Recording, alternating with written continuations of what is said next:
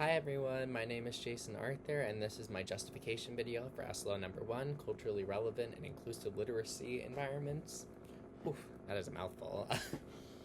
So, how did applying the student learning outcome guide your future decisions and practices, and how the application impact your teaching practices? So, as I've stated in my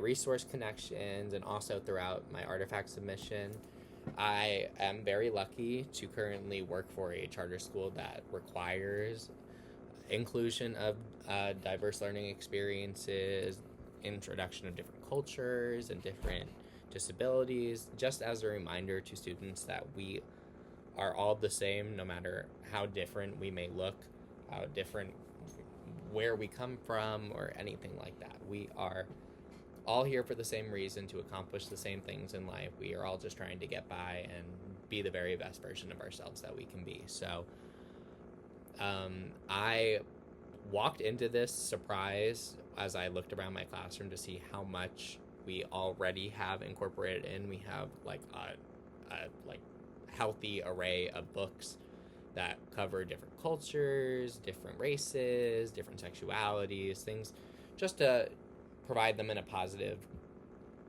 outlook where students can see that people are just the same as we are, even if they may not necessarily look exactly as we do. So we are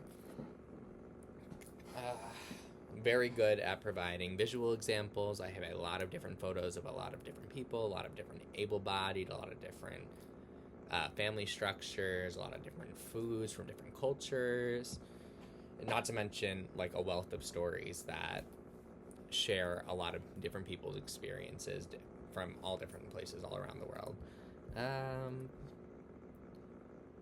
So how will this learning experience support your practice in the future? As somebody who is a minority within the general population, I know I am very white, but I am also a homosexual man, and as surprising as it may seem, just off of my appearance, I'm also 50% Middle Eastern.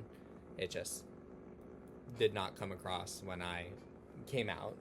But I am all for celebrating people's differences in lives, because I know exactly what it means to like hear a book, hear a story, like watch a show, watch a movie, and not be able to look at the screen and see myself in those lights, because there was not a lot of representation in media until the last decade or so. So growing up, I saw only straight people, only white people on every show, in every movie. The stories that I read in every book, like, were all focused around like just straight white people, which there's absolutely nothing wrong with that aspect of it, but it also kind of minimizes that there are so many different diverse people and diverse cultures out there that are not being represented in this way. So it was my duty as a minority within the field, or just, in life, to be able to remind people that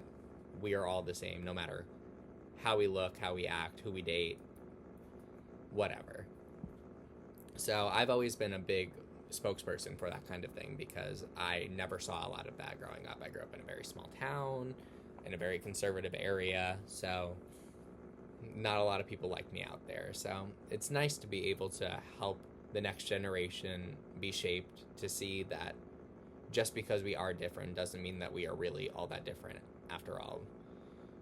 Below the first layer, below what we see on the outside, we are all exactly the same on the inside. So great things like that. My next step to continue to deepen your learning, there are so many more cultures and so many different countries and so many different places that I can still cover within the classroom, that I can introduce to my kids, just a way to help expand their worldview a little bit, and also provide them with a little bit more insight into what's outside of our tiny little bubble in the middle of suburban Maryland.